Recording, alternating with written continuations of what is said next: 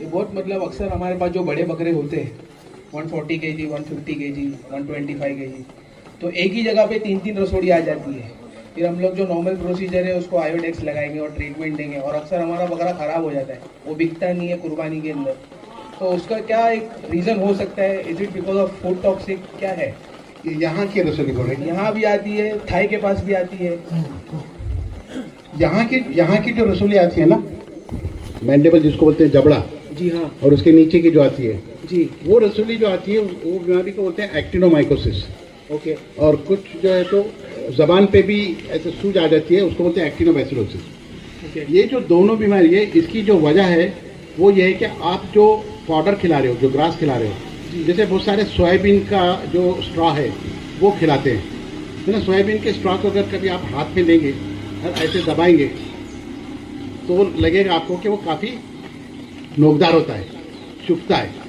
अच्छा, तो ऐसे चुभने वाले जब भी आप ड्राई ग्रास खिलाएंगे तो अंदर के जो बर्कल म्यूकोजा है उसको वो हर्ट करेगा, और हर्ट करने के बाद में जो एक्टिनोबैसिलस जो बाहर रहता है उसको अंदर जाने की जगह बन जाती है, और वो अंदर जाकर फिर वो पस फार्मिंग टाइप के बैक्टीरिया है, वो पस वगैरह से उसको फिर रसूली टाइप के होती है। But that is still manageable sir. मैं किसकी बात कर रहा हूँ? जो अक्सर थाई पे आती है ना, बहुत हाँ, बड़ी बड़ी रसोड़ी होती है। हाँ, अब जो थाई पर आती है तो आपको ये देखना है कि वो पर्टिकुलर कौन सी जगह पर है, क्योंकि जैसे मैंने बताया था कि एक फीमोरल लिम्फेटिक ग्लैंड रहता है, लिम्फ नोड, तो वो लिम्फ नोड की स्वेलिंग है या लिम्फ नोड के अलावा स्वेलिंग है। अब लिम्फ नोड के अलावा अगर स्वेलिंग है तो कुछ बैक्टीरियल इन्फेक्शन है, कॉर्नी बैक्टीरिया वगैरह टाइप के जो पस फार्मिंग जो बैक्टीरिया है वो बैक्टीरिया का इन्फेक्शन हो सकता है, तो उसको आपको ट्रीटमेंट करना पड़ेगा।